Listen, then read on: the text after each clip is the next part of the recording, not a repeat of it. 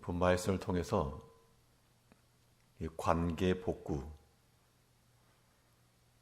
관계의 복구라는 제목으로 하나님의 말씀 증거하겠습니다. 자연재해가 발생하거나 혹은 인위적 사고가 나게 되면 그 사고 현장을 복구하게 됩니다.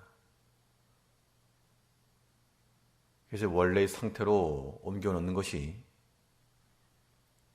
바른 질서를 회복하는 것인데, 우리는 무엇보다도 이 관계의 질서가 깨어지지 아니하도록 항상 주의해야 됩니다. 우리 가운데 관계가 깨지기를 바라는 사람이 없습니다. 그런데 원치 아니하게도 가끔씩 여러 가지 상황들 혹은 사건들, 일들을 통해서 관계가 무너질 때가 있습니다.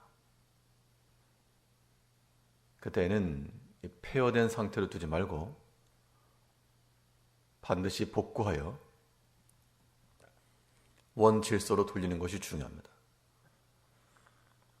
그럼 이런 관계의 복구를 이룰 수 있는 길이 무엇인가? 오늘 본 말씀을 통해 살펴보시면, 먼저는 하나님과의 화목이 있습니다. 중요한 것은 보이지 않는 것인데, 이 사람에게 있어서도 보이지 않는 것들이 중요해서 우리 육체의 몸이라도 눈에 보이지 않는 것들에 의해서 지탱이 됩니다. 하나님이 우리 눈에 보이지 않으시라도 우리와 함께 동행하시는 이시오, 보이지 아니하시는 식탁의 손님이시오, 그 하나님과의 관계가 막히지 않고 원활할 때, 그때 우리가 제대로 살아가는 겁니다. 하나님과의 관계에서가 우리가 불목이 아닌 화목의 상태로 나가는 것, 이것이 우리가 추구할 신앙생활의 목표가 됩니다. 오늘 본문 7절을 보시면, 사람의 행위가 여호와를 기쁘시게 하면, 이것이 하나의 조건이 되어서 뒤에 나오는 것을 기대한다. 우리의 도식은 그게 아니고, 뒤의 결과가 중요한 게 아니고, 이 조건 자체가 우리에게 필요한 겁니다. 사람의 행위가 여호와를 기쁘시게 하면, 우리 성도들의 삶에 있어서 하나님을 기쁘시게 하는, 볼륨 좀 낮추세요. 하나님을 기쁘시게 하는 그러한 모습이 필요하다 그 이야기입니다. 하나님은 무엇을 기뻐하시고 무엇을 싫어하시는가? 성경에서 말하는 대로 하나님께서는 악을 미워하시고 교만한 자를 물리치시고,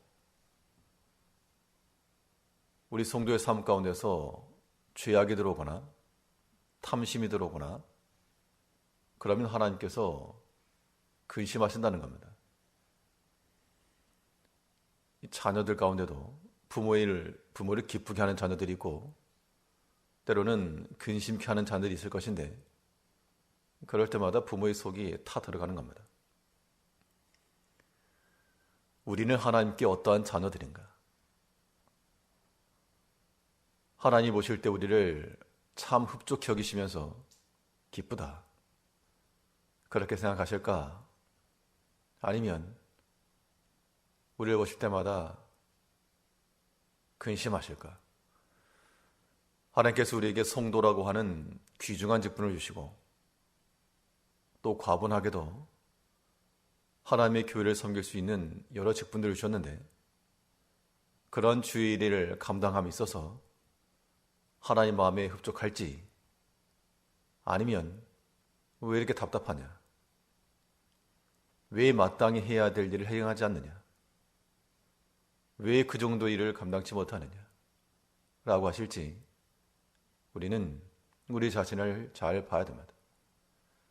하나님을 기쁘시게 하는 것이 우선입니다. 신앙생활이라고 하는 것이 우리가 사람과의 관계도 있지만 하나님을 우선하지 않고 하나님을 생각하지 않으면 그것은 인본주의다라고 말하는 겁니다.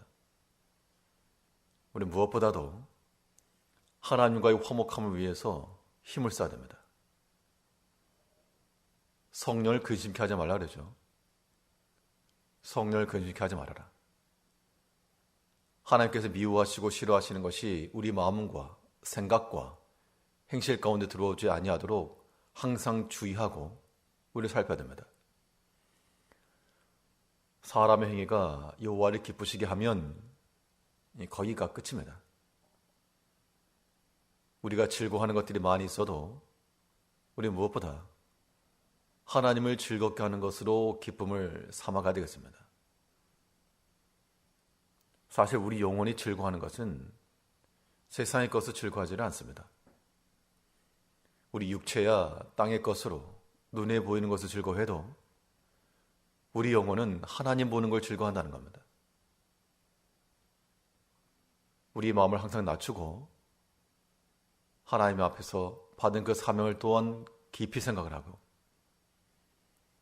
우리 마음 가운데 계신 성령을 근심케 하지 않도록 때로 우리가 속상한 일이 있으면 얼마나 마음이 아픕니까? 우리가 하나님께 그러한 문제의 짐이 되지 아니하도록 하나님을 즐겁게 하며 유쾌케 해드리는 그러한 성도들이 되어나가는 것, 이것이 관계를 회복하는 가장 중요한 길입니다.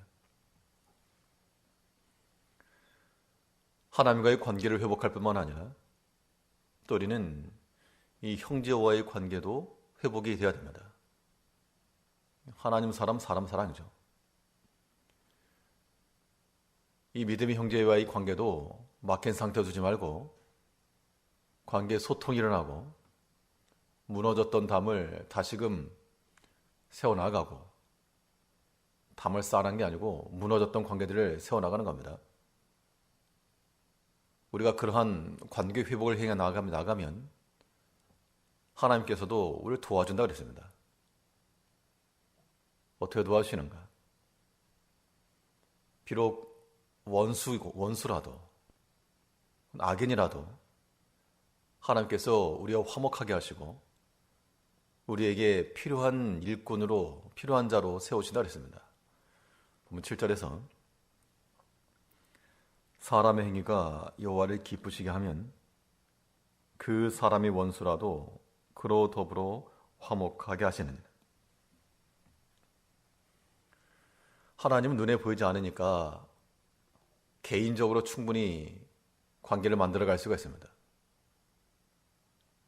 근데 하나님보다 더 어려운 게 사람이라서 눈에 보이는 그런 관계 속에서 때로는 이 막힘이 생기게 되고 때로는 다툼도 생기게 될 수 있습니다. 이 관계 막힘이라고 하는 것은 굉장히 큰 데미지입니다. 그런데 하나님께서는 사람과의 관계의 막힘도 풀어주실 수 있는 하나님이시라 했습니다. 악인이라도 혹은 그 원수라도 우리가 하나님과의 관계 속에서 바로 있으면 화목하게 해주실 것이라.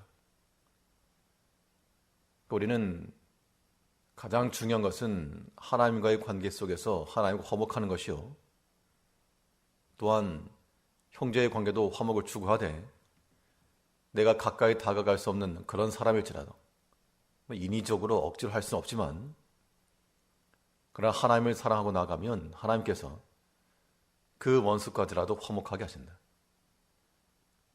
이러한 경험들은 있으실 겁니다. 무고하게 나를 미워하거나 혹은 대적하던 자들이었는데 하나 앞에 간절히 매달리고 가는가 하면 생각지도 않은 그런 일들을 통해서 관계 회복이 일어날 수 있다는 겁니다. 우리 신앙생활에 있어서의 대강령이라 함은 무엇보다도 하나님 사랑입니다. 그리고 또한 형제 사랑입니다. 눈에 보이는 형제를 사랑하지 않고 어떻게 하나님을 사랑할 것인가? 오늘 본 말씀을 하면 하나님을 기쁘시게 하면 원수라도 화목하게 한다. 그렇다고 하나님께만 맡기고 우리가 원수로 지내야 될 것인가? 그래서 안 됩니다. 하나님과의 화목이라고 하는 것 속에 그 근본에는 십자가 사랑이죠.